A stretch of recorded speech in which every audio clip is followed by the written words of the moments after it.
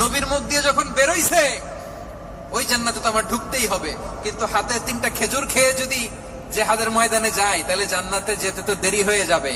এই চিন্তা আসা মাত্রই খেজুর 3টাকে তিনি ছুঁড়ে মারলেন, তলোয়ার বের করে আল্লাহু আকবার বলে বদরের ময়দানে ঝাঁপিয়ে পড়লেন। আল্লাহর শত্রুদেরকে কচু কাটা করে এক পর্যায়ে শাহাদাতের সুধা পেয়ে নিজেও জান্নাতি হয়ে গেলেন। পড়েন সুবহানাল্লাহ। তাহলে বিশ্বনবী মানুষকে জান্নাতের সুসংবাদ দিয়েছেন। He was the bearer of glad tidings, জান্নাতের সুসংবাদদাতা। তিনি এমন ভাবে জান্নাতের নাজ নেয়ামতের চিত্রায়িত করেছেন, উপস্থাপন করেছেন, সাহাবাদেরকে তিনি জান্নাতের পাগল বানিয়ে ছেড়েছেন। পড়েন সুবহানাল্লাহ। আমরা তো টাকার পাগল, ক্ষমতার পাগল, দাপটের পাগল। বিশ্বনবীর সাহাবারা ছিলেন আল্লাহর জান্নাতের পাগল। কিসের পাগল? আমরাও আল্লাহর জান্নাতের পাগল হতে চাই কি চাই না?